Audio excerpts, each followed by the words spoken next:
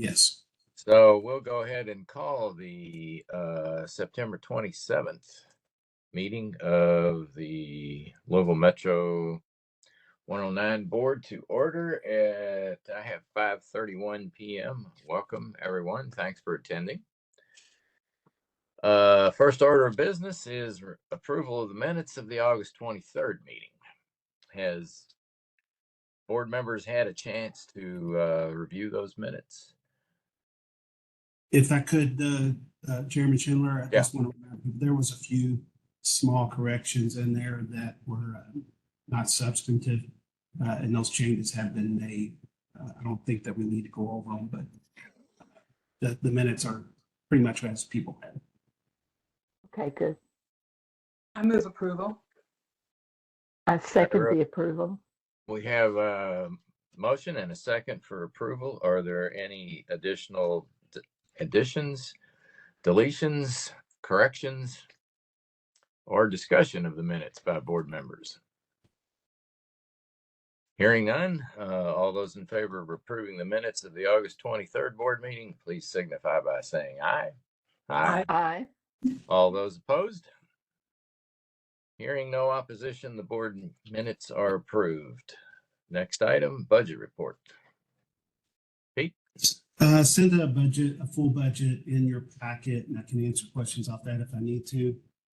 This is our budget year to date. It does not contain any rollover funds from the previous year. So you see pretty much what the budget would normally be. So as far as revenues, we're running behind schedule, but that's what would be anticipated at this point in the year, as the quarterly license fees have not come in.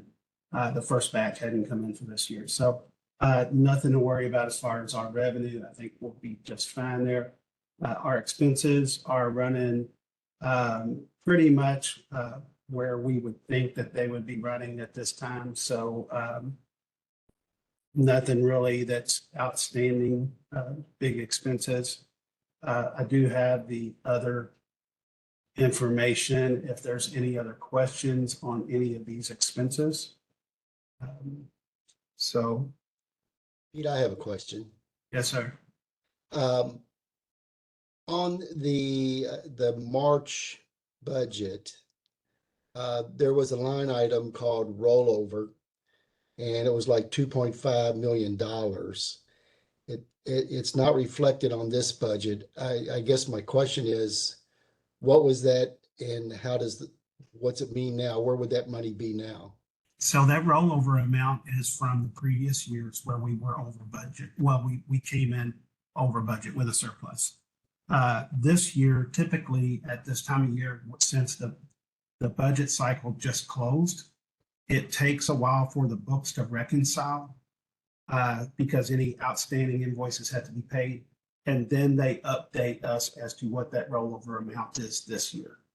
So it's not that number's not final, so it's not been rolled over into the system yet. It should be there in our next budget meeting, and we can kind of see that. It's not gone anywhere. That's what I'm asking. Yeah. Where is it? Yeah, it just doesn't show up in this budget yet because they don't know the final number from last year.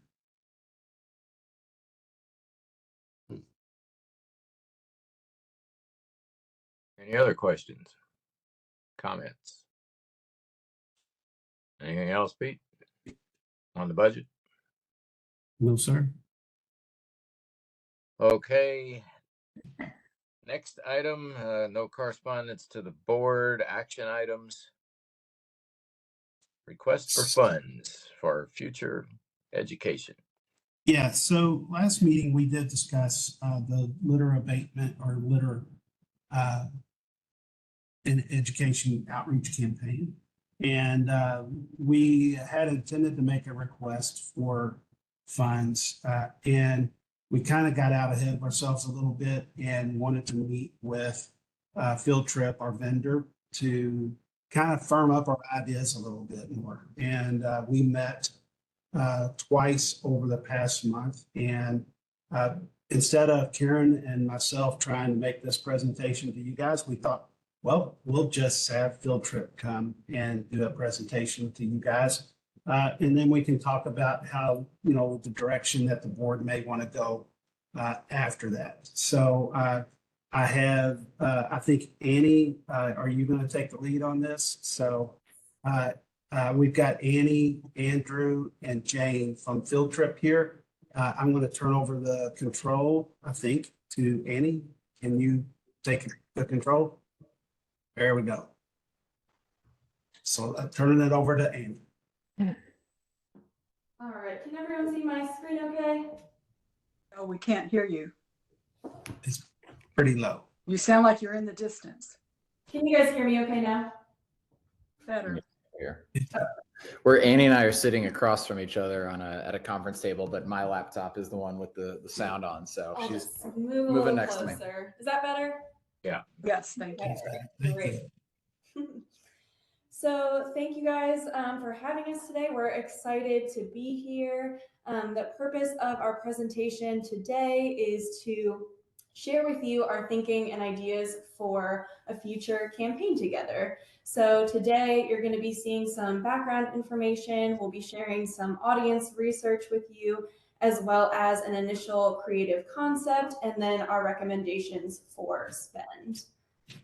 So to get started, the first thing we looked at when we came away from the brainstorm that we had with Karen and Pete and Carl was making sure that we had a direction to go in.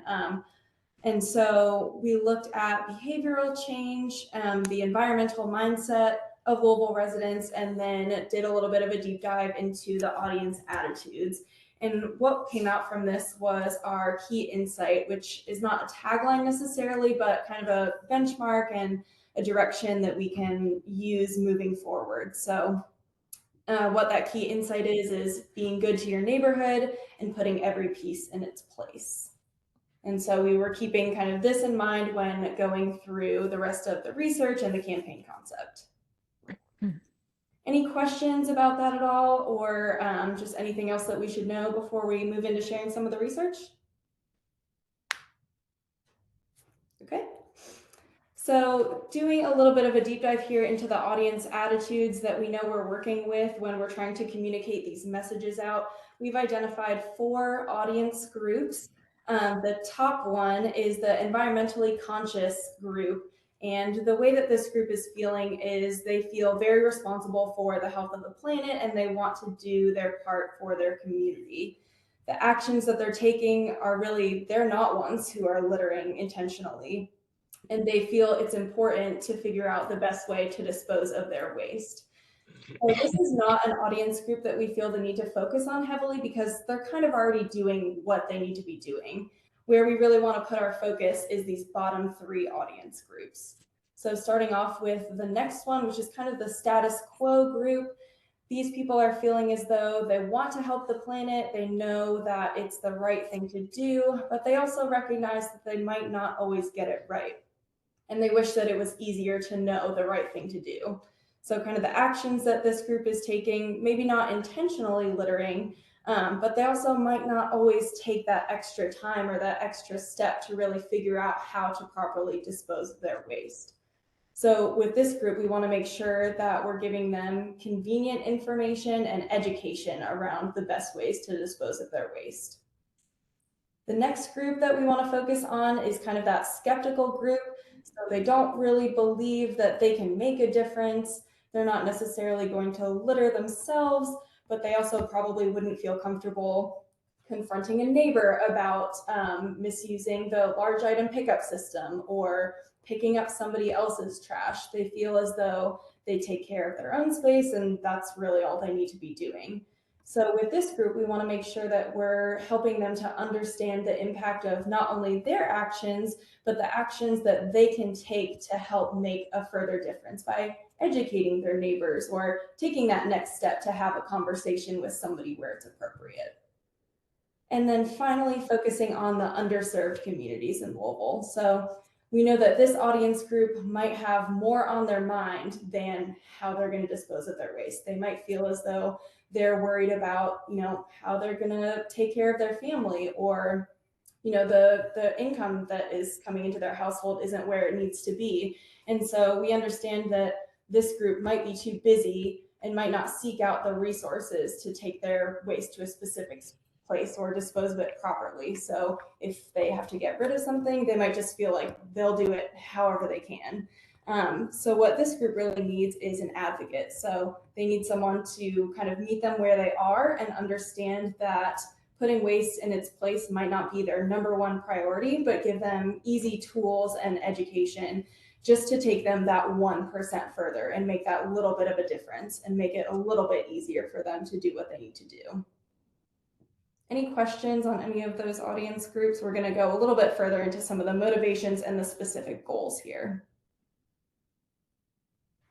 So again, with this status quo group, one thing I want to highlight here is really the specific goal that we're trying to get this audience group to do, and that is a greater adoption of solid waste services. We know that the solid waste team has so many resources in place for Louisville citizens to use, and for this group, it's really just a case of getting them to use the services properly, making sure that they are properly, recycling their household materials, and understanding the large item pickup service that's available to them. So that's the main group for this audience type. For the skeptical audience group, our main goal is going to showcase the services and efforts that are already in place in their area and try to help create a greater sense of connection in their neighborhood. We know this group is a little bit skeptical. They may feel like, the city only cares about their neighborhood during Derby Week or when other important events are happening. So really creating a human connection with this group especially, and showcasing the fact that it's not some magic garbage machine that comes and, takes away their trash every day. It's real people who are working in tandem with residents to, keep Louisville clean. And then finally, the underserved audience. This is another area where we feel as though shedding light on the people behind the services in their neighborhood is really going to help create that sense of connection and help people feel connected to their neighborhood and also the solid waste team. We know that sometimes the solid waste team can kind of take a beating almost when it comes to the attitudes of Louisville residents and maybe at times feel like a scapegoat. So we feel as though shining a light on the actual people and helping to create that human element will really go far with the underserved audience group. And one thing we know is really important, and one thing we worked with Karen and Pete and Carl in our brainstorm meeting was to think of a way that we could measure our efforts with this campaign. And so we know that the solid waste team receives quite a lot of communication. A lot of it is oftentimes negative, coming in the form of complaints. And we want to make sure that we are looking at kind of the base of the typical amount of complaints that are coming in and hope to make a difference when it comes to the volume. So what we'll do here is we'll set some parameters around the baseline and then measure them once the campaign is complete and hope to see a real difference when it comes to the volume of complaints that the team is dealing with. So I'll hand it over to Andrew to explain our campaign concept. Okay, so next slide. The concept is themed around this idea of clean together, getting the residents to feel like they are a essential part of the process, and it's not just the solid waste team. So here's an example, again, 2 bus shelter mock-ups of what that campaign might look like coming to life. And, Annie mentioned it earlier, but in the research, that idea of the perception that it's magic and that, you put a bin out on your curb and it just disappears and the trash is gone and there's, you don't have to think about it. And, that's great, but we want to kind of put a face to that magic and put a face to the effort. So the idea would be a campaign that's very photo driven with photography of the actual workers, and putting their name, their years of experience, and kind of putting them front and center so that the efforts that you all go to keep the city clean feel like something that the residents have to participate in and are kind of involved with as well. So the tagline, let's keep blank neighborhood. In this case, we've got Shawnee or Beachmont clean together, or those could be substituted in for let's keep Louisville clean together for non-neighborhood specific versions of these, paired around with the name and years of experience of the employee that's kind of featured in the ad. So we want it to be photo driven. The examples we're showing here, we've done black and white or black and white treatment on the backgrounds, but the employee or the workers in color to kind of draw attention to them. With again, that typography and the graphics sort of interacting and giving some depth with the photo. And then we know that, there are going to be cases where you can't be as neighborhood specific. That's why I mentioned the Louisville versions of these, but where possible, especially on something like a bus shelter, having that authenticity and making it personal, making it about your neighborhood is something we think will have a lot stronger resonance with the people. And we also realize that, the challenge of getting different employees to participate and stuff, but we're confident that we could get enough people to participate and bring and put a face to it. Visually, we wanted to keep it consistent or have some consistencies and tie in with the previous work we've done, the It Adds Up campaign. So the colors are the same. The typeface is pulled from that as well. And the It Adds Up line is used in this case, rather than a headline, is used as kind of a tagline in the bottom with a call to action down there. So something new, something fresh, but that feels visually consistent with the work that people have seen over the past year with solid waste. I think this is the last slide of that. So any questions or comments on this concept as a whole? You're muted, Mary Rose.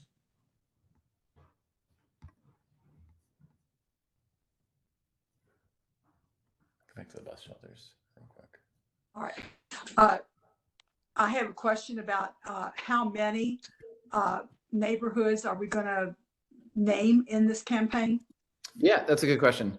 At this stage, it's still in the kind of conceptual phase. We wanted to put this in front of you guys and get your thoughts, questions, and buy-in on the overall direction. And then if that's approved and we move forward with it, then we would have a much more specific media plan that would detail all the different numbers and exact locations of, let's say, billboards, bus shelters, and all of those specifics. So we aren't yet at that phase, but that would be determined along with your all's team and based on resources and how far we can kind of spread those resources around. Okay, well, is the campaign going to be primarily inside of the Watterson? I guess is my question. Are we going to have let's keep J-Town clean or let's keep Middletown clean?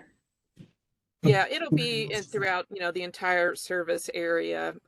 These are just, examples. Given the more urban district, it makes sense for bus shelters, but, wherever there might be billboards, posters, and other outdoor, then we can represent neighborhoods across the city. Thank you. If I could add, one of the things that I've kind of envisioned, and I think Karen and I kind of talked about this a little bit, is that it doesn't necessarily have to be just solid waste workers. It could also be somebody that's been working Brightside forever.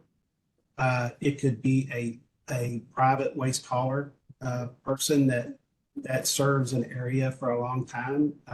And hopefully we're going to be able to incorporate the location with the image in the background, such as a local landmark, and that person that is hopefully familiar with that community, and having them ask for people to help them keep the neighborhood clean by putting waste in the right place. So that's kind of the vision. I mean, it could even be TARC people all over town.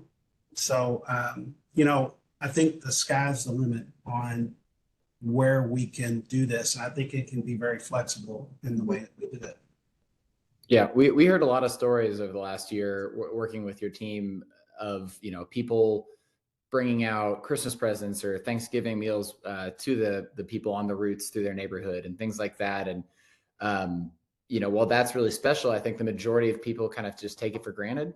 And so putting broadly, the concept is about putting a face to the effort and making each resident feel like they should and are, needed to put in some effort and kind of be a part of that solution and not take it for granted. Maybe one of Karen's voluntary ambassadors. Yeah, definitely. And we'd be working closely, obviously, with your team to make sure if we went down this road that we've got a diverse group of people represented, and making sure we have the right people featured. And the right mix too of, whether it is somebody at the cycling center or somebody with Brightside or. Yeah, both in terms of neighborhoods and the people featured and things like that. One comment that I would make is using this concept of people that are involved either in the neighborhood or with the actual service itself. I don't know how much space you can dedicate to this, but if it's not somebody hanging on the back of a garbage truck or operating, at a recycling bin, you might need to identify that this John Doe who's on the poster is an employee of whatever division or a neighborhood representative or something like that, because these people are obviously not going to be recognizable generally in the community. I'm just thinking, if I just look at those two things there, I might think, well, who are these guys? Because there's nothing in the background or nothing they're doing that identifies them as a worker. So. Yeah, that's a really good point. I think, there's definitely room in terms of the layout to add something like that in, but I think that's a really good point. I think that we could also, this is where partnerships come in, working with TARC and other groups. We would love to get maybe a celebrity or two eventually to jump in here and do that. I think this campaign gives us a lot of options, and that's why I liked it.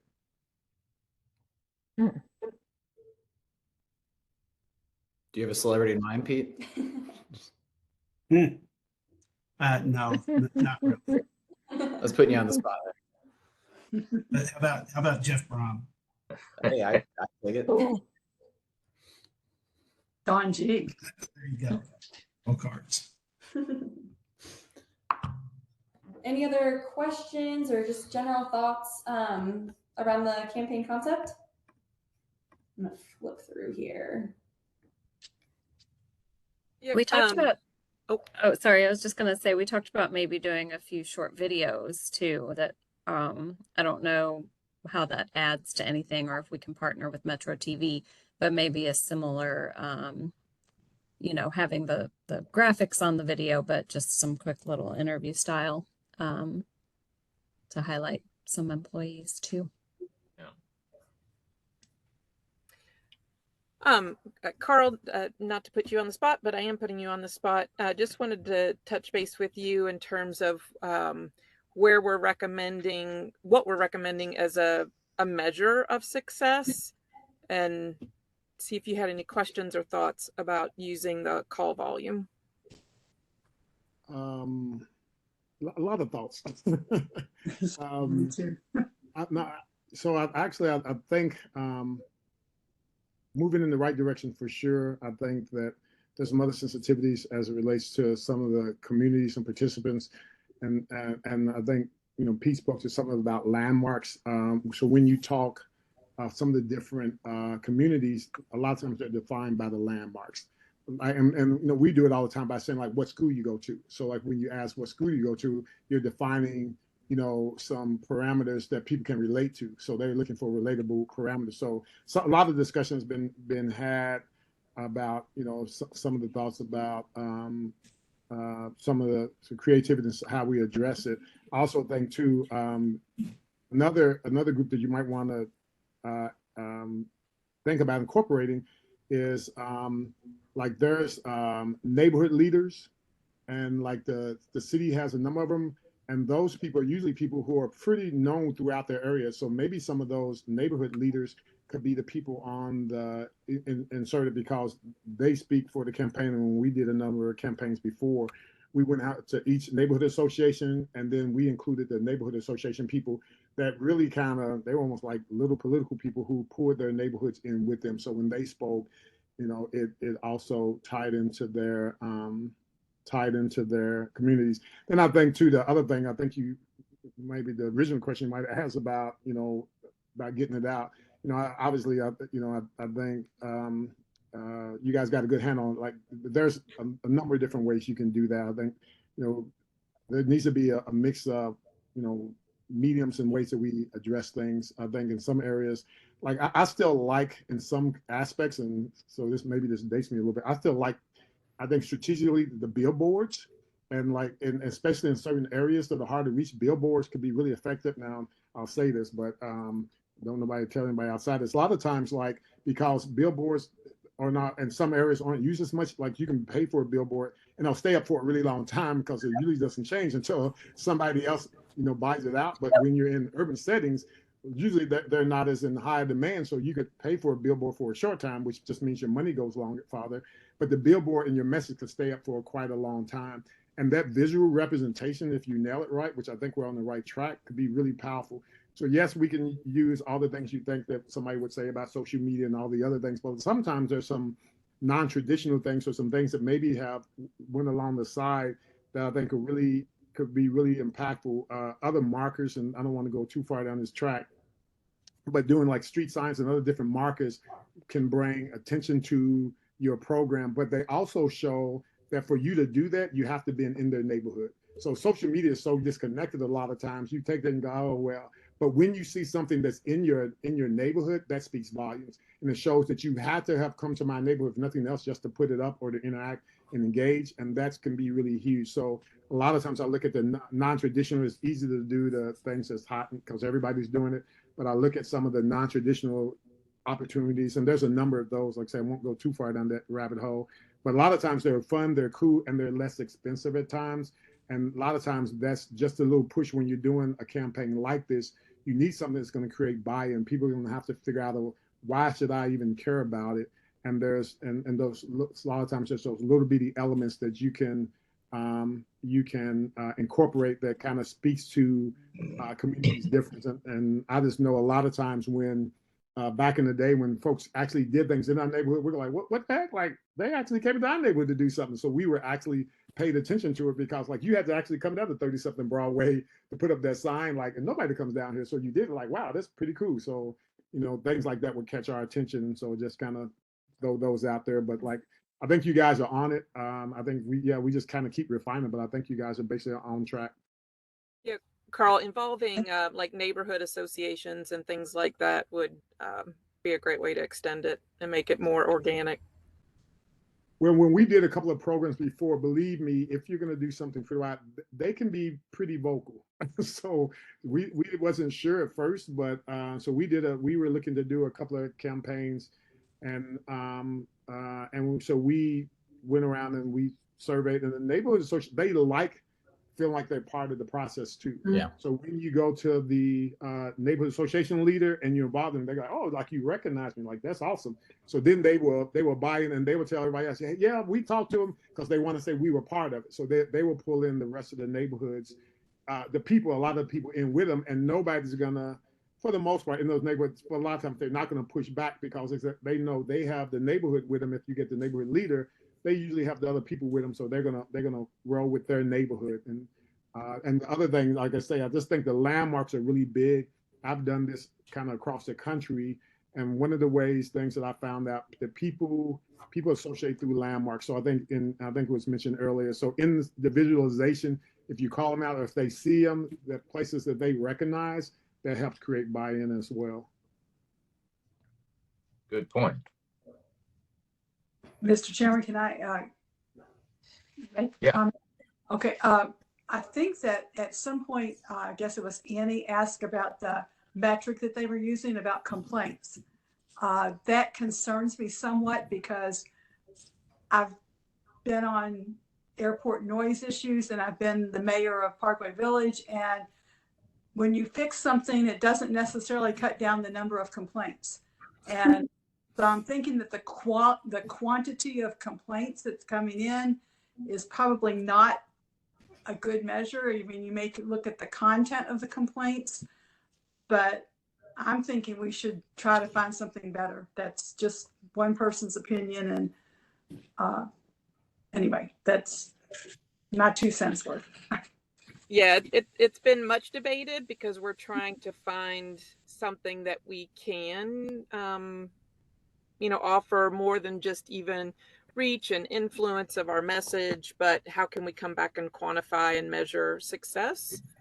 I wonder if it would be possible, Mary Rose, what you were saying about looking more at the content of the complaints, because I do know, based on what Karen and Pete have shared, is that oftentimes there will be instances of people complaining about one thing, but really they're talking about another.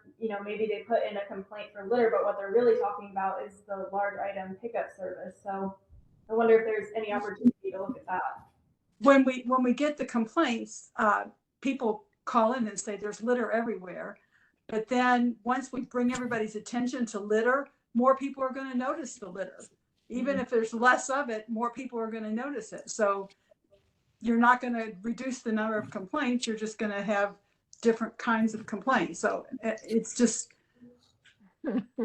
Yeah, I was gonna go. That was the same question, more or less. I was gonna have, Mary Rose, is that. Oh, good. I'm glad I'm not alone, Bob. if you're drawing people's attention to the needs and the services, are they gonna say, "Oh, well, hey, then I know a problem over here needs to be taken care of." They make a complaint, not necessarily reflective that we're not doing enough. It's reflective that they're more concerned than they were before. So but I don't have an answer to that. But it's been debated back and forth, and we have discussed it a lot on how do we measure a campaign, and it's a very difficult thing to do. And we'll keep on working on it. But I do believe that you guys are right. It's like whenever we have an impound that makes it into the news, or there's a story about illegal dumping, that it was a positive story, the number of people reporting it goes up. And it's just, hey, they did something about that. Well, maybe they'll do something about my complaint. So I think that we still need to think about it a little bit more. If anybody has any ideas, shoot it to us. Pete, I think Sandra Leonard may have an idea. Bob, can we ask her for her thought? Yeah. Actually, all I wondered is why we can't look at the amount of materials going into the landfill and/or the MRFs. Why can't we look at actual outcome instead of something that's more attenuated? If I could, the volume of waste going into the landfills is massive to be able to balance against what litter is going into the landfill.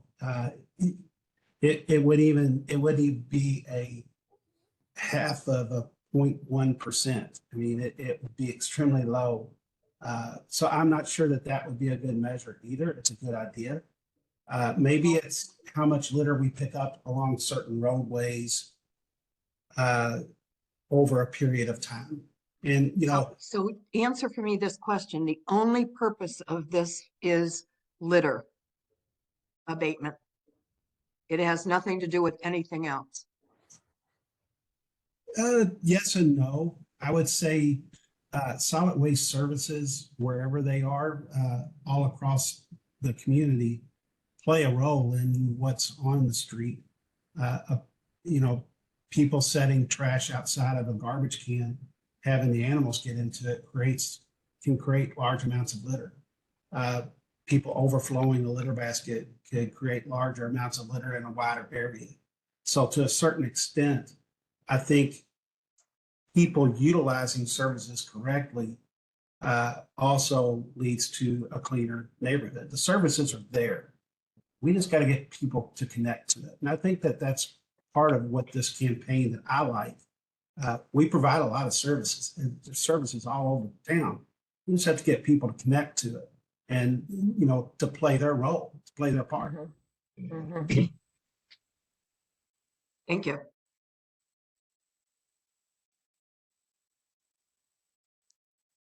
So go ahead, Annie. I'll actually let Jane go ahead and talk about the investment portion of today's presentation.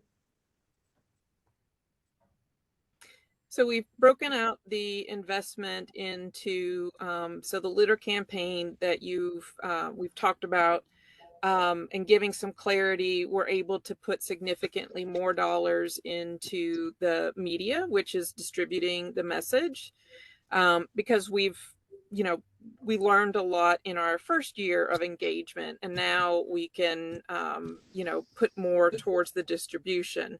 We also identified 2 other opportunities.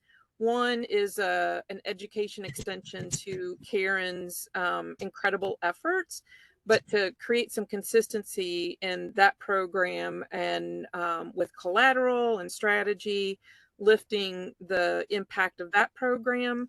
And then also creating an event or events to really get the important people, to get, the district, the attention and the respect and the value that it needs from policy influencers. So this is, would be a project to figure out how to create an informational tour, outreach that, people are actually attending. So we get them to benefit from seeing the work, understanding the impact and the complexity of it, so that we're, not continuing to be kind of holding it status quo from funding and, I don't know, Pete, if it's fair to say, lack of attention and, other investments of time.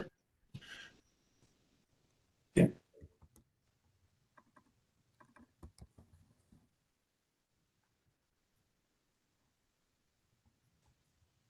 Are there any questions about this structure?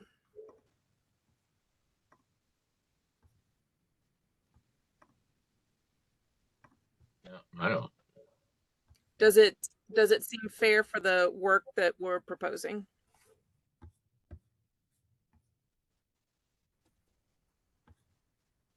I would tend to lean on Carl a little bit for his opinion on that.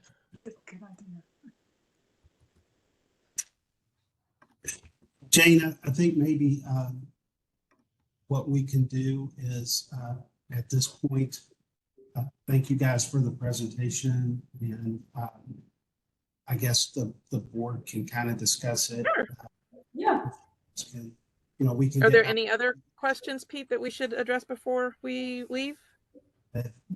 Obviously, any board member have any other questions, feel free to ask before they go.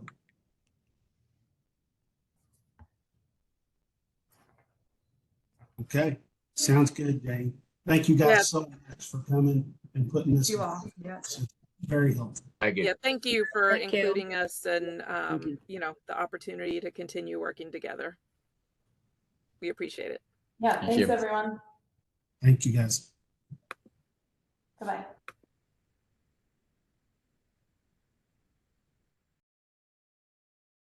So I didn't know if it was better to get offline a little bit so that the board can kind of do a little bit of a discussion without the vendor. So is there any other discussion or concerns that from that presentation that people had? I guess I started to ask it and got distracted on that last slide they had up there. There was 125,000, and then there were those 2 figures below that. Were they a breakout of that 125 or an addition to that 125? They were additional. Okay. And, we asked them to give us some options that, that potentially we can amplify things. And I don't know that we're actually ready to amplify the education team's message at this point, because we still want to get through with our capture rate study and the work of our committee's education team and the consistency of messaging. I think that it's important for us to know where we want to go before we go and put money towards amplifying that message, because we don't have a message yet. I was just going to add real quickly too, Pete, that I'm kind of coming along the same track, is that we want to be clear what a win looks like to us. So it's great that they can do a lot of really cool things, but if it's not definitive of what we're calling a win, and if the win is that we want to make sure that our message is consistent and heard and known, then we just need to make sure it does that. If it's that we want to bring education to a specific issue, so whatever that we call a win, and I just want to make sure that, because it's easy to get mesmerized by the glitz and glamour what agency's done. I should know that personally, so we can razzmatazz you, and it all looks great, but it doesn't accomplish what your goal is. So on the one side, while you can be, enamored by, all the pretty pictures and things that they can do, the question we always should be asking ourselves, is it going to create the win that we're looking for? And then too, we have to just be clear. So one of the things that oftentimes clients don't tell agencies is what their win looks like. So it's hard to solve a problem if you don't know what problem they're trying to solve. And so we have to make sure that we've articulated to them, and that we should have had that discussion or have the discussion to make sure that that they're either addressing the things that we've already discussed, or that we're making sure that we articulate to them, will the campaign do these things, right? So I just want to make sure that there's a responsibility on us as the client to make sure that they create our win. So I wholeheartedly agree, Carl. I think sometimes where I've struggled is, what is the win, and what is a win for us, and how do you measure it?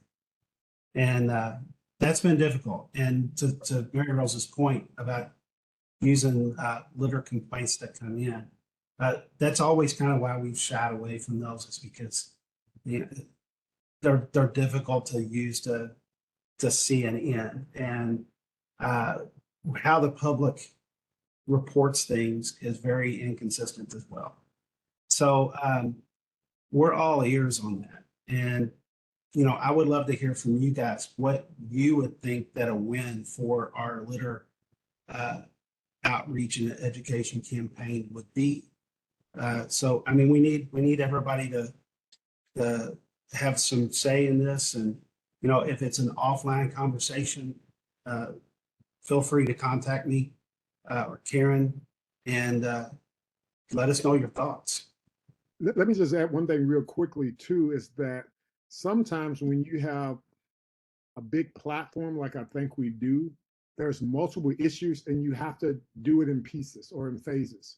And so you don't have to win everything at one time. So sometimes there's say, well, first we're going to do this and we'll get a win there, and then we'll build on that win. So it doesn't have to be that one campaign solves all problems. I just want to put that out there. So maybe our win is, well, for right now, we just want to win this piece. We just want to get this thing done, and we can all agree on what that is. So maybe it's a set of priorities that we set, and then we say, well, for right now, it's this. It doesn't. So oftentimes we think we're spending money. It has to solve all of our problems in one campaign, but usually that's not the way it really works.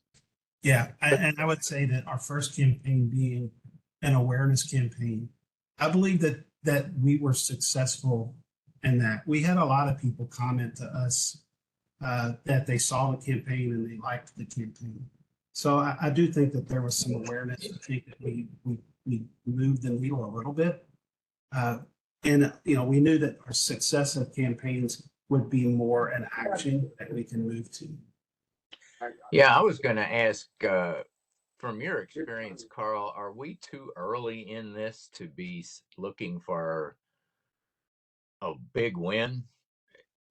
Should we be looking at this as incremental, that we're just trying to increase the awareness, and at some point then you can start to see a win? But are we expecting too much to say, well, we have to define right now what a win is going to be? One is, I saw a young lady who Miss Nicole has her hand up, so I don't want to go before her, but So yeah, let's hear from her. Then I'll be more than happy to come back and give you my 2 cents. Yeah, Thank you, go. guys. Just a quick question. Well, let me back up to say, oftentimes, anytime you make an investment in something, it's really important to build program evaluation into that so that you know if what you're investing in there's a return on investment. So when you ask, like, is it too soon to try and have a big win? It may be too soon to have a big win, but I would say it's probably not too soon. And in fact, it could be really helpful to think about program evaluation on the front end of an investment.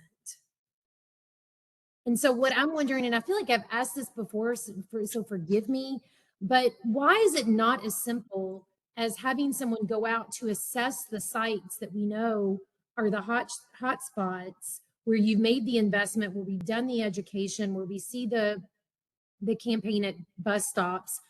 Why is it not as simple as having someone assess those spots to see if they're less litter prone? I can answer that. We do have, as part of the Clean Collaborative, we were doing litter assessments all across the community, from border to border. One of our challenges was the time and effort and personnel to be able to do something like that. Totally understand. So why can't we just do that at the sites why can't we just pick a few sites? And we did that with Brightside too. We had Brightside sites. They relied on volunteers though, didn't they? They did.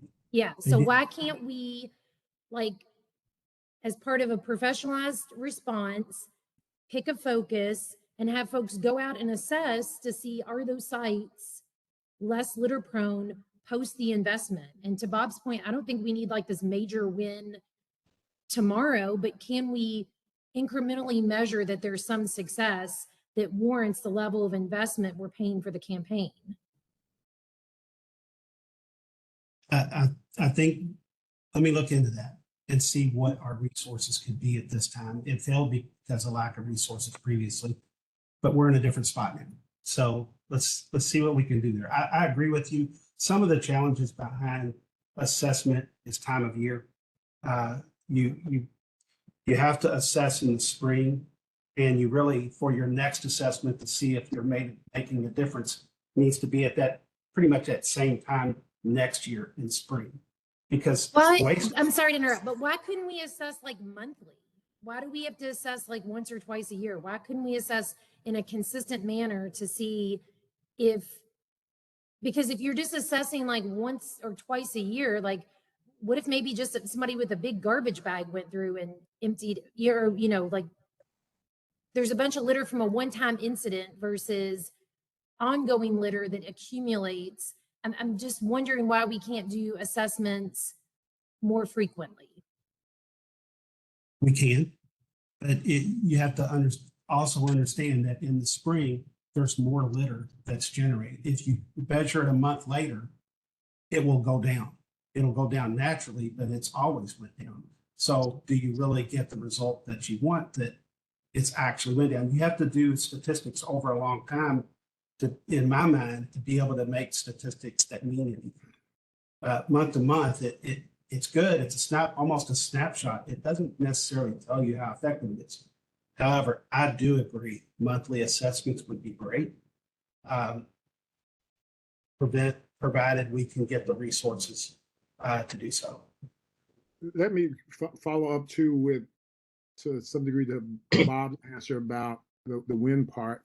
And let me answer it like this. So what we would do is we would spend a bit of time with our clients to really try to, in the beginning, assess what their win was and try to go down as granular as we can to really understand what that win was. And then our plans would be built backwards from that.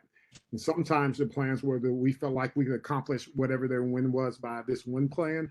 And sometimes we would develop like a strategy. Well, always we develop a strategy, but the strategy would say, we're going to do this through several phases, right? The first phase would do this, and each phase would build, right? And so I don't feel like qualified to say whether we should be looking for a big win or a small win, because I'm not sure what I would be basing it off in terms of a whole strategy, right? So if there was a strategy, so, oh, we've accomplished these 5 things, so now we can do this, then I can say, yeah, but I don't really know kind of where we are in the scheme of things in terms of how we looked at how we're doing, or where we need.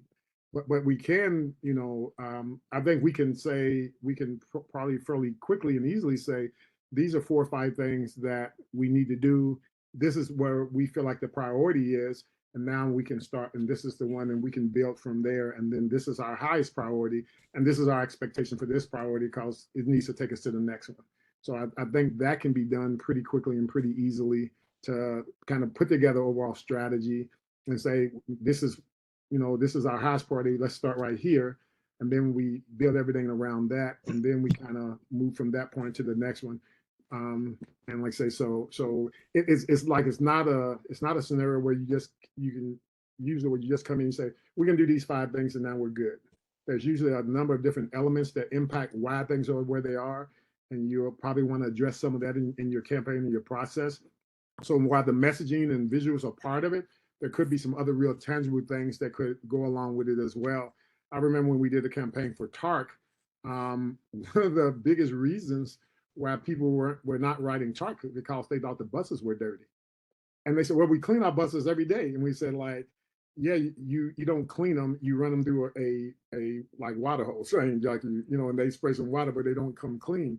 And and then we got to some other core things, but the messaging wasn't having impact because there was this other piece. They just thought the buses were dirty and they didn't want to get them. So it didn't make a difference what we said until we realized that the buses were dirty. And first we had to clean up the buses, then all the rest of the stuff didn't matter. And so, like I say, but we started from a strategy of like, what's your problem? What's a win look like? Well, Carl, a win looks like if we increase our ridership by X%. Well, okay, so let's kind of go back and we walk the process all the way backwards till we get down to even to where they clean the buses and how they clean the buses. So it just took a whole different slant, and we started. But then when we started walking it up and we had cleaner buses, then we started doing some other things, and we came out and we did some assessments to some degree. We kind of asked people from time to time, like, what impact did it have on you? And we got some pretty good feedback, and we kept moving it forward from there. And so, like, that's kind of what I think. And I don't know, maybe we've done it and I'm just not as up to speed, which probably the case about all the things we've done and what we're building on, as well as like, I can't tell you honestly, specifically what a win looks like, to be honest. Mr. Chairman? Yes, ma'am. I just want to let you know that I have to leave very, very, very soon. And if you need me to be present for a vote, I wonder if we can change the order of the agenda and put the vote next. If you don't need me to be present for a vote, that's fine, but. Yeah, I was just going to ask Pete, it would appear to me that we don't have a vote coming up right now, right? We do not. On Okay. anything on the agenda? No, there's nothing else on the agenda that's an Okay. action. Okay, thank you. Adjourning the meeting. I didn't mean to, interrupt, but I just thought that. No, we appreciate you being here, so don't worry about that. Okay, I'll stay as long as I can. Well, I would just maybe ask the board members to think about this discussion we've had, and when you have a little more time to go over it and fire off any comments, suggestions you have to Pete. I've been sitting here making notes, and I'm going to fire off some stuff to Pete when I get a chance on this assessment issue. It just, board members, if you all would take a look at what we heard today and what some of our in here after the presentation, and get some input into Pete and Karen. Are there any other questions or comments from board members, or any other direction you'd like to give to staff on this particular issue of the education outreach efforts? And I would just say I really liked Nicole's idea of having someone to evaluate random sites. I mean, or not random, but selected sites around town monthly. But I would like to know what it's going to cost us if the staff has some way to figure out a dollar value for that. Maybe we can take some of the money away from the money we were going to spend on the contract to do this evaluation. But I think that we need to have some kind of an idea of what that's going to cost. I think it's a great idea. I just don't know if we can afford it. May I say something? Yes, ma'am. Go ahead. Okay. I know that Karen visits a lot of neighborhood associations because I have friends who are on the boards of those associations. And is there a way we can bring in the neighborhood association to observe in their own neighborhoods the cleanup, if things are changing, to emphasize with the people that they deal with, their neighbors, to be involved more in this campaign, and perhaps even on the posters that go on the bus stop areas feature people from those neighborhoods who are concerned about their neighborhoods. And then maybe get a TV station or something to come in and do feature stories on what the neighbors are doing. Because I think every neighborhood has some sort of association, and they are concerned about the cleanup in their neighborhoods. And I don't know how much work you've done in that area. I'm sure that's what you're doing. I think it's a good idea to try to involve neighborhood associations, but based on some of the stuff that I know that the staff has tried to do since I've been on the board, when you're doing assessments like that, you have to have consistency. So there would have to be training for if you're going to have volunteers do this or somebody that's not on staff. You're going to have to train them because there has to be consistency. You have to be looking at the same thing in the places you're looking at them the same way every time you look at it. And I'm not knocking that. I'm just saying it requires a little bit more effort than just saying, hey, go out and tell me what you think of the litter in your particular area. Right. Looking at litter is pretty subjective. Deputy Mayor George has her hand up, Chairman.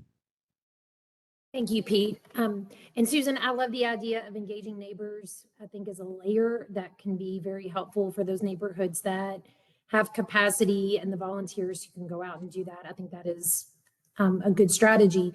What I'm wondering though, if we're prepared to be serious about this and prepared to be able to measure progress and whether or not something is a good investment and we're making an impact.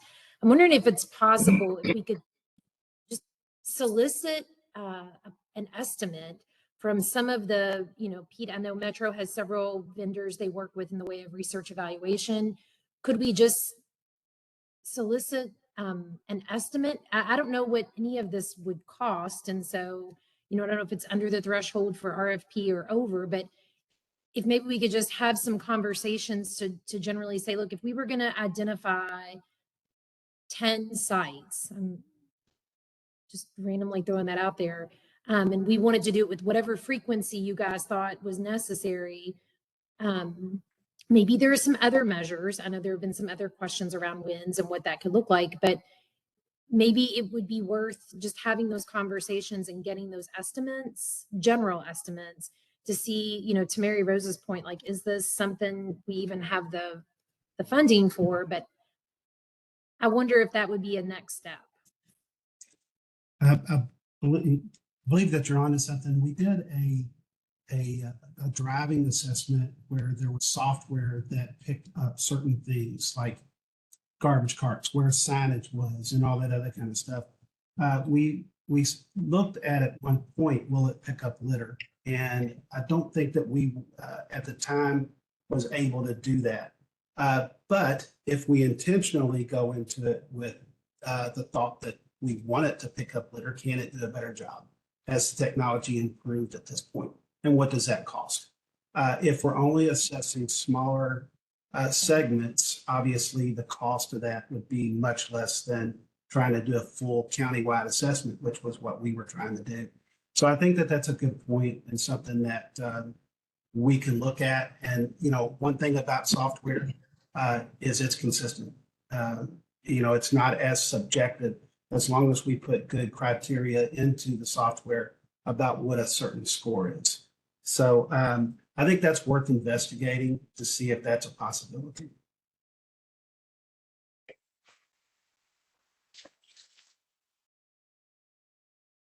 Anything else? Okay, Pete, Karen, thanks for your all's efforts on that, and thank Field Trip for showing up. We have no new business on the agenda. Old business? Yes. Okay. Let me share again.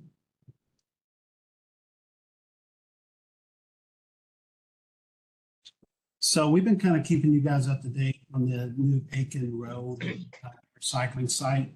And the construction has begun finally, and it's nearing its completion. These pictures were taken probably a week or so ago. Still need to have the fence and some, I guess, some barriers to be put up. You can see that's right next to that creek. So as soon as they're done and they get everything in, we're going to be able to move our dumpsters in. It'll take us a little bit. Sometimes we're not going to be able to get them in.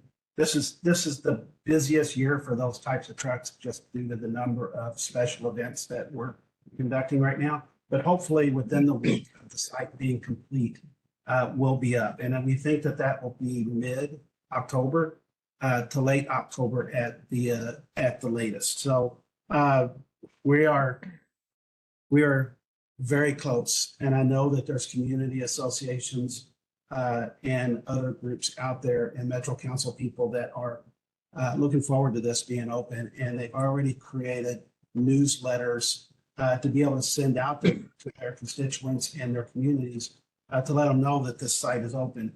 And the one good thing about this is I think it will take pressure off of Lips Mill site, which, I mean, it's huge. We've got 15 dumpsters there that's emptied daily.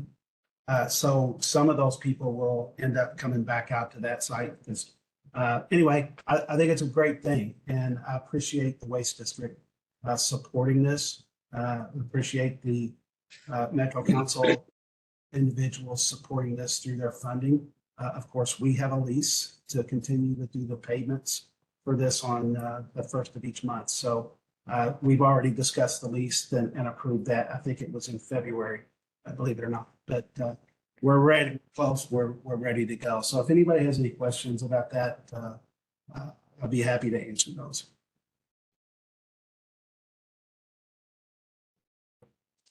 Thank you. The next item was an update on the plastic resolution at Metro Council and a support letter.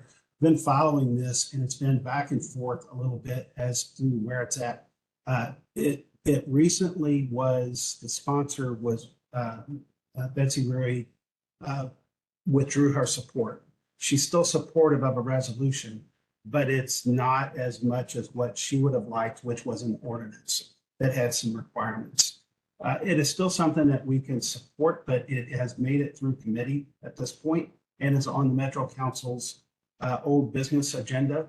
And I would believe that this will pass easily as a resolution. So I'm not sure if anybody has any thoughts on anything that we can do, or if Deputy Mayor George has some suggestions for us on how we can assist in the effort. But at this point, I think that it's pretty much a done deal. I think that it's pretty much settled business. Did everybody get a chance to look at what I assume, Pete, was a draft letter that the board would submit? Yes, there is a draft letter, but there's also the resolution. And on the right side of the screen, that is the now therefore part of the resolution. There's really only 2 sections. You guys could take a look at it. It was in your packet if you wanted to read that. I just think that it is so much a part of our mission that this goes along with, that if we did not at least send a letter saying that we support it, that we would be neglecting our mission. And it just doesn't seem like something that we should do. I think we should send the letter in, even if it is a done deal without our letter. I still think we should have our support on record for the resolution. Okay. I agree, Mary Rose. Mr. Chairman? Yes, Bob? Yes, thank you.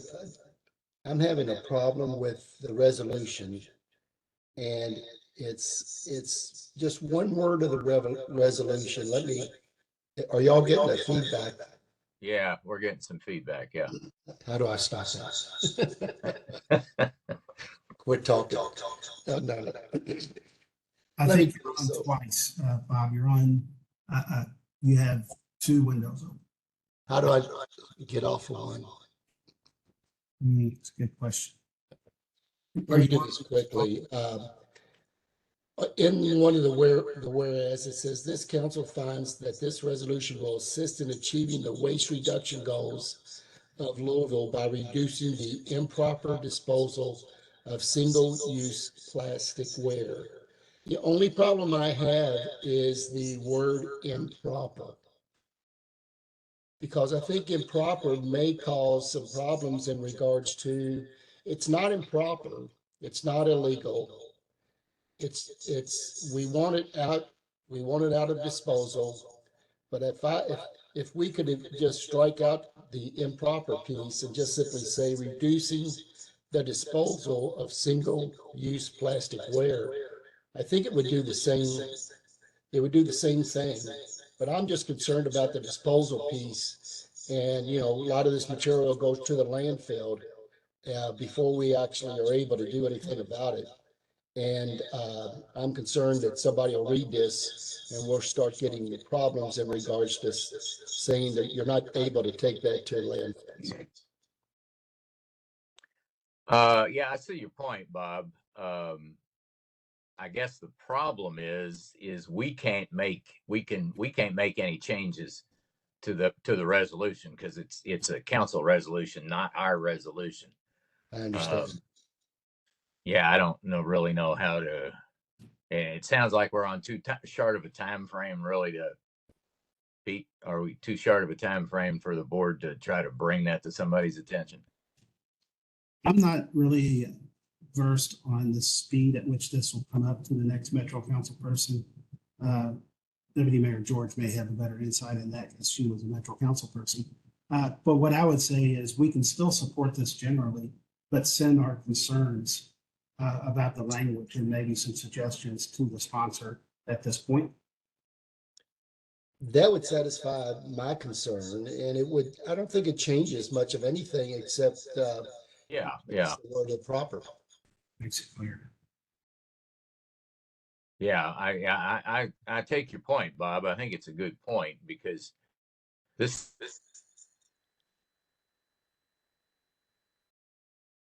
put out there and used more than maybe you would hope that it would be if people were paying more attention to it. That's what I'm concerned about. Can you, well, first of all, what's the pleasure of the board? Do we want to go ahead and approve that letter that Pete drafted? Or do we want to add the thing about the language about improper to the letter that Pete drafted?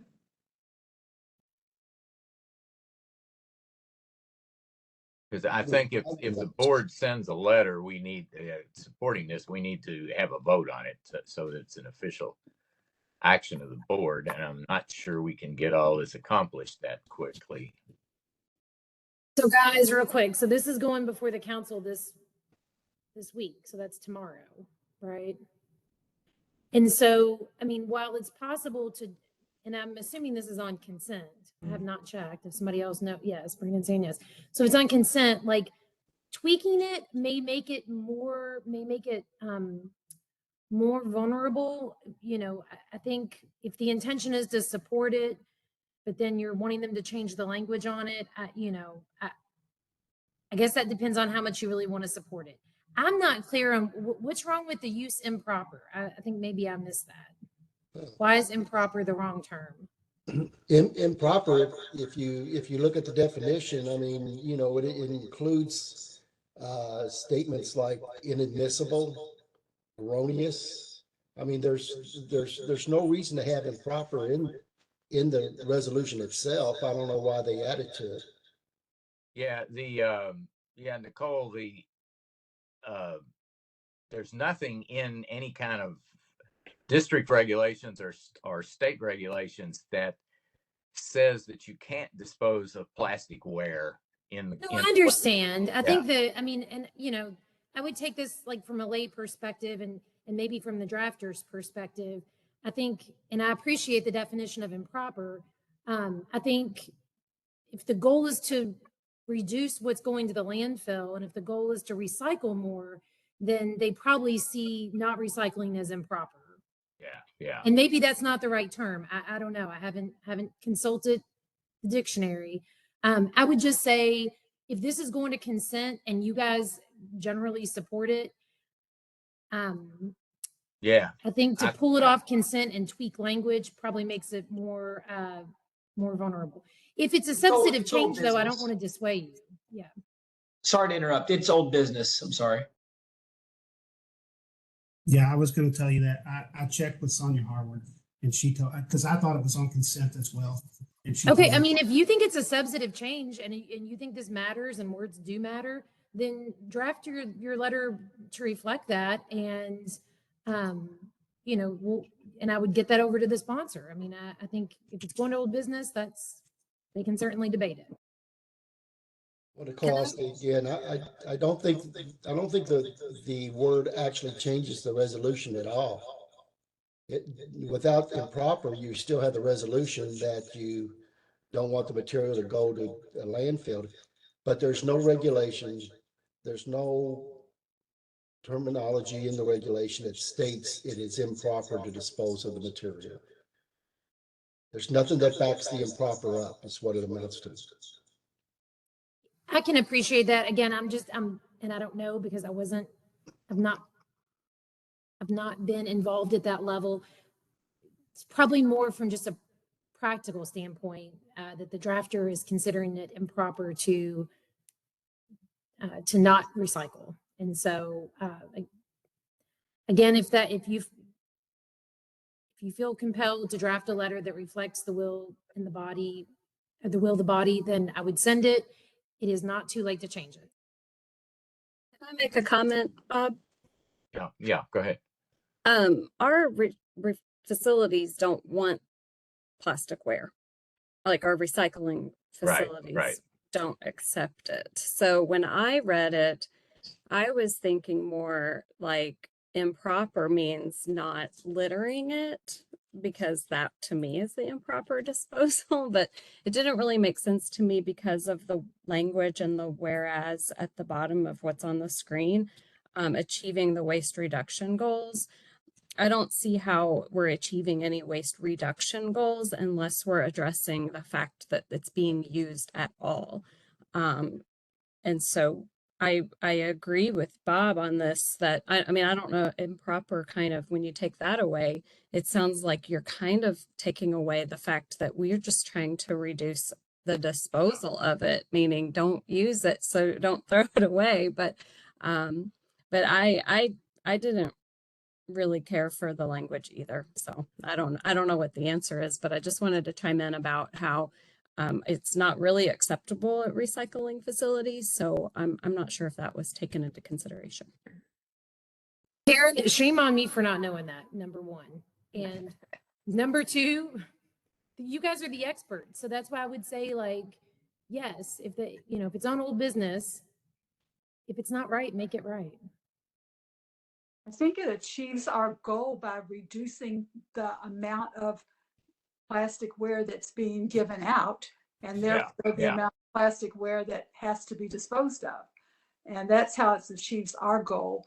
I'm wondering if at this point, given the time crunch, it's better for us to not write a letter and have individuals on the board contact Metro Council people, either asking them to remove the word improper or expressing our great support for them trying to reduce the amount of waste and not send something from the board. I think at this point, that would be my proposal, as I am now 10 minutes late for my next appointment. Well, I think what happened in this whole process is it's like Pete said, it was an ordinance. And I think, if I remember right, the ordinance was going to say, don't pass this stuff out willy-nilly. And that ordinance went away. So there's really nothing there anymore that has any meat in it.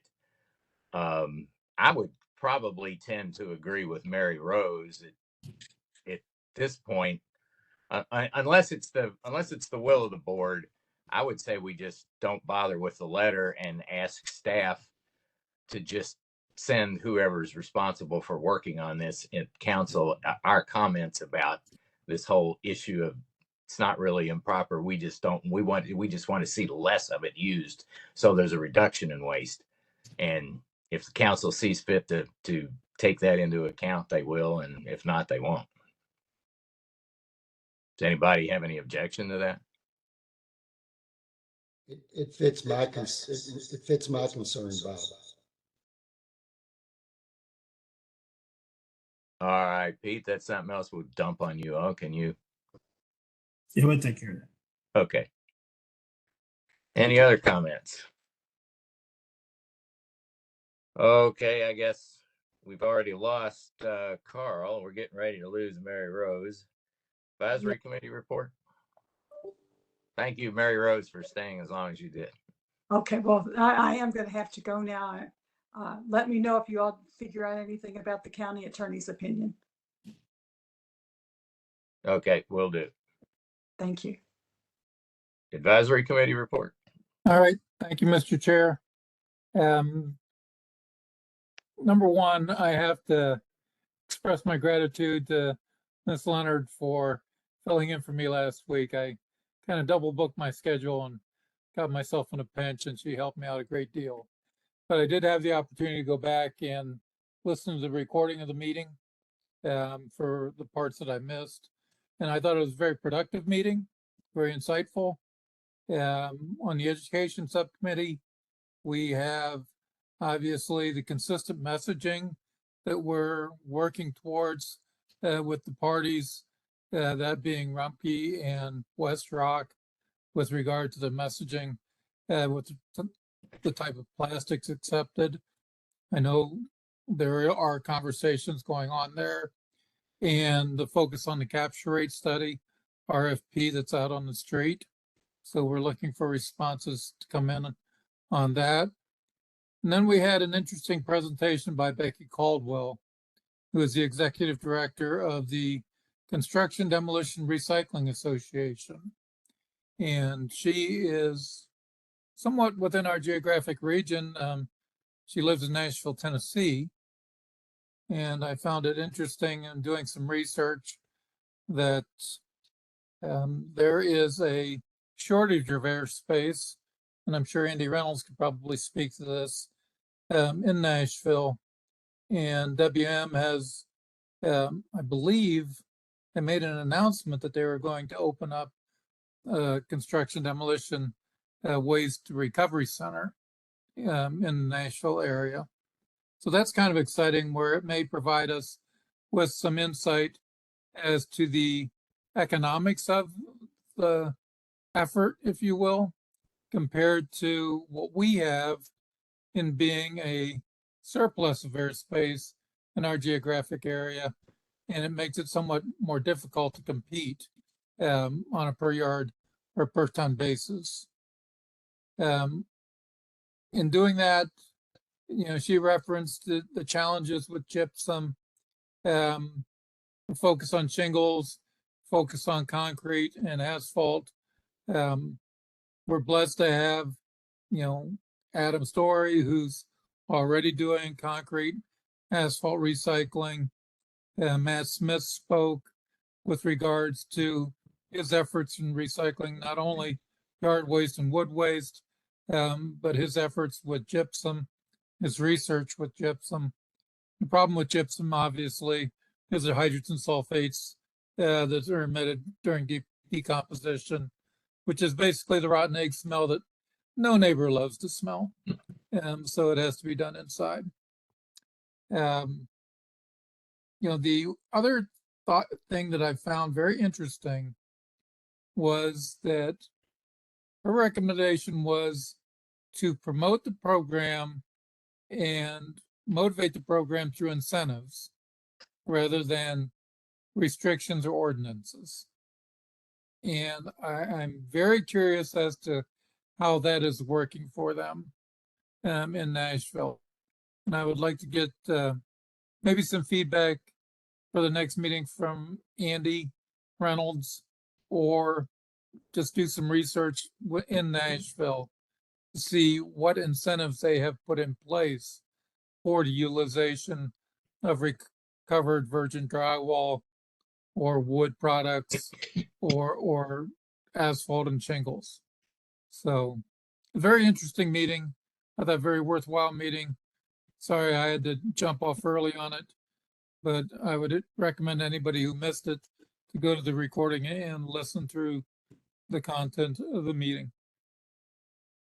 Sorry to take up so much time. That's kind of my report. If I could add, I think one of the outcomes of that was that we were going to form a smaller committee that would include someone from CEDRA, as we intend to join the Association for Construction and Demolition and become members. And also form a smaller committee that can kind of work and try to pull in some of the right people, potentially some of the city planners on road construction and things like that, see if where we can generate some, I guess, need for shingles and asphalt roadways, or even recycled concrete. So I think there's some really good movement there. And I talked with our director, Ern, today, and I believe that there's some synergy that we can get from some of the other things that's going on. So more to come on that. I'm excited about it. I thought it was also a very good meeting. Pete or Bruce, can one of you send out to us where to go to get, if we want to listen to that meeting? It's actually on the website. Karen would probably be the best. I was very lucky to get there myself, but I did manage to get there. Oh, good job, Bruce. Yeah, I do have them linked on the Louisville Waste District.org. Okay. They're kind of separated by type of meeting, but when I get the recording from WebEx, I put it on YouTube, and then I put the link on the website. You can also go to our YouTube channel, which is No Waste Lou, KNOW, and all of them are there. There's a special playlist just for district meetings. All right, thank you very much. Mm-hmm.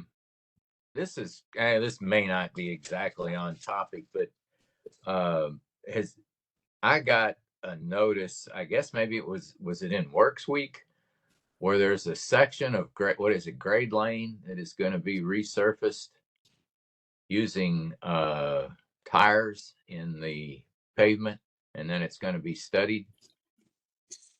Yeah, I can speak to that. We've been working with the state Division of Solid Waste Management with some grants for rubberized asphalt to see how it will wear. This is not the first grant that's taken place. There's been others multiple years ago.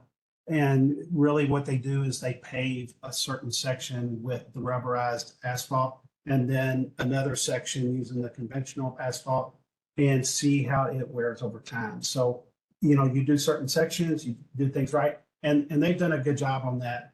I think the jury has still been out on whether or not that it lasts longer and what the other benefits are. But I think that there's been some positives, definitely in other localities, such as it quiets the roads quite a bit. And, whether or not that'll work in our climate is the really big question, but it does work up north. And if it can stand up to the salt and the cold and the temperature changes up north, it should work here, but we have to show that. Okay, anything else on the advisory committee reports? All right, thank you, Bruce. Staff report. I only have one thing. I have one thing for the staff report. We will talk about the last pop-up drop-off in just a second, Karen. But we had a discussion last meeting about the recycling centers and how we can rebrand and relook at those. And some of the topics centered on the possibility of adding some additional staffing. While we have been trying to hire for our Recycle Right program, temporary people, we've had 35 people sign up, but for some reasons or another, they're not able to kind of fit in the time slot that we've got. So we were playing with the idea today that if some of those people could be hired on a temporary basis for 16 hours a week and have them work peak hours during, for each site, that we can provide additional service to those. And maybe that is adding it for just one site or two sites. I think Dixie is pretty slow, but Outer Loop is extremely busy. And having a second person there to assist may be something that we can provide. And we also are continuing and looking at how we can rebrand these sites with assisted drop off instead of full service. So we are still working on those things and signage. We met today again about that. So I just wanted to follow up and let everybody know that we are still thinking about ways that we can improve the services and get more people there. So just wanted to follow up and let you guys know that. All right. So Karen, you want to talk about the pop-up? Sure. Quickly, I will share my little chart here of this year's pop-up drop-off participants and weights.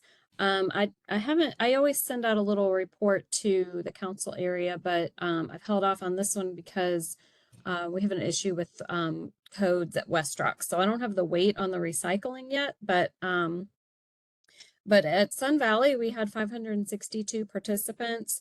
And for some reason, our yard waste weight was extremely high. And it's actually going to put our diversion rate around 50% or close to it, which is really good for Sun Valley. We tend to have a lot of bulky waste there. And as you can see in April, our diversion rate was 34%. So, I mean, that's kind of the main reason for that. But for whatever reason, we just had so much yard waste. But that's good.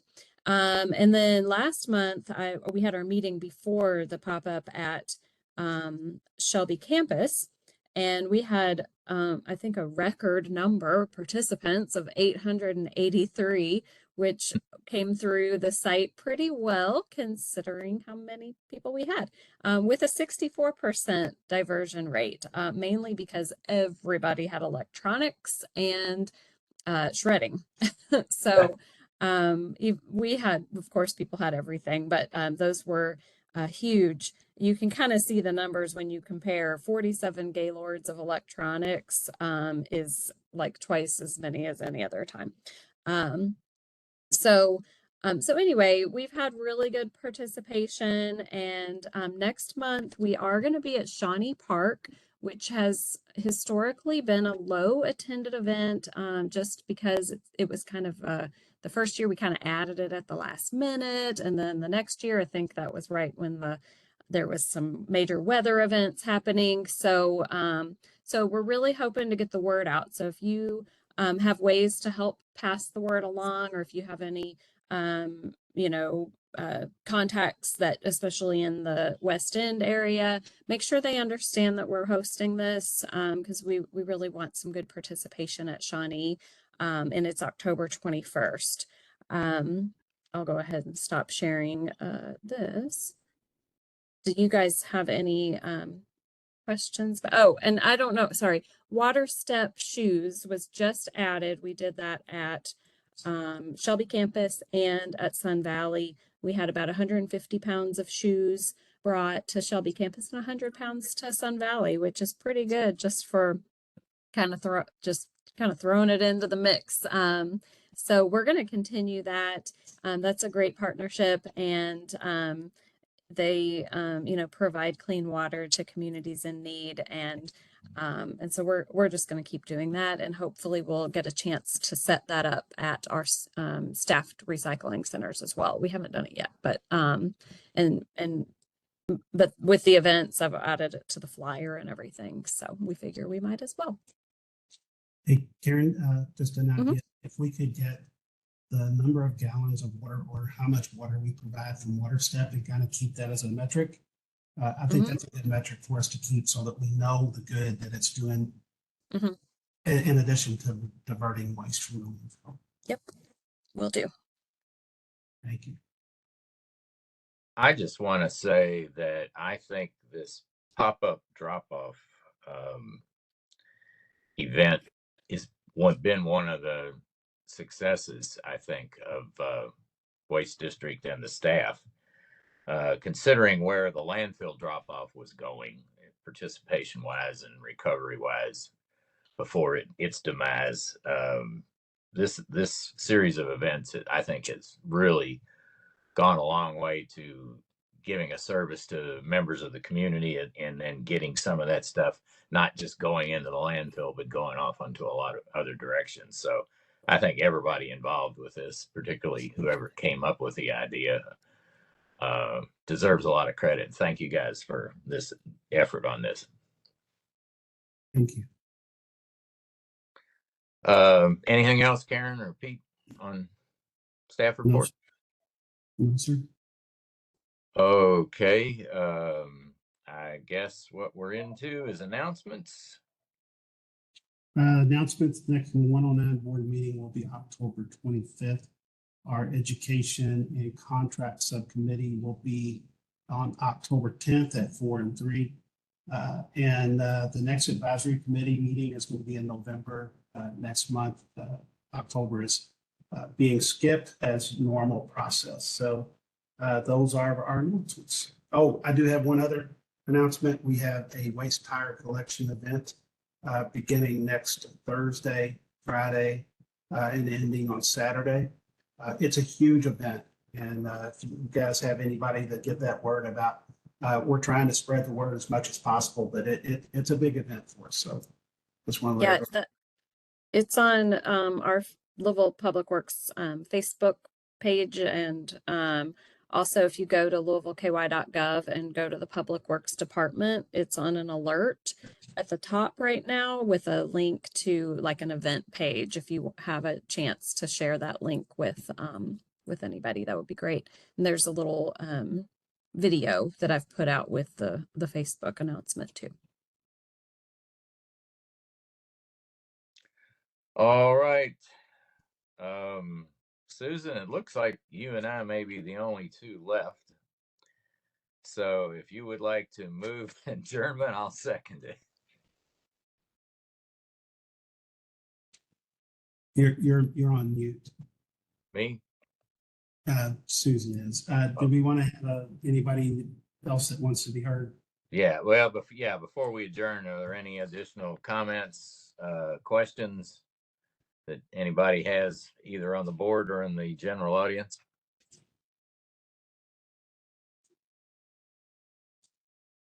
All right, hearing none, I guess we stand adjourned at 7:04. Thank you guys so much. Thanks everybody for attending the meeting, and thanks for all the input, everybody's efforts. Thank you.